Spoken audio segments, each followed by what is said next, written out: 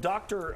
Anthony Fauci, who's the head disease specialist in the United States and has been for decades and across administrations, really was an apolitical figure. Not really a political figure, but since the pandemic, he's been thrust into the middle of many a political firestorm. And one of those took shape yesterday with Margaret Brennan on Face the Nation. He, Dr. Anthony Fauci, reacted to comments from Senator Ted Cruz. Let's take a listen. Senator Cruz told the Attorney General you should be prosecuted. Yeah. I'd have to laugh at that. I should be prosecuted. What happened on January 6th, Senator? Do you think that this is about making you a scapegoat to deflect from President Trump? Of course.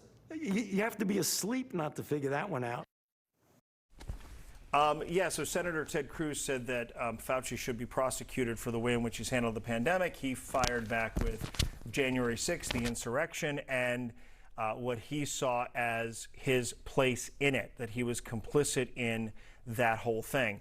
And he should be the one who is prosecuted. Again, this is something that in his 80s, by the way, he's in his early 80s. He's at least 81, if not a little older. I want to know what his anti-aging regimen is. A little off topic here, right? Right. But, which I find remarkable.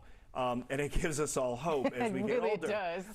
But I feel like he's been thrust into something that he's really not used to, and that is to defend himself in a political arena that is not an easy place to be. And you know, Dr. Fauci has been able to hold his temperament, and he's being roped into all types of conversations that really, he's just trying to stay in his own lane, drink his water, and take a nap. You know what I mean?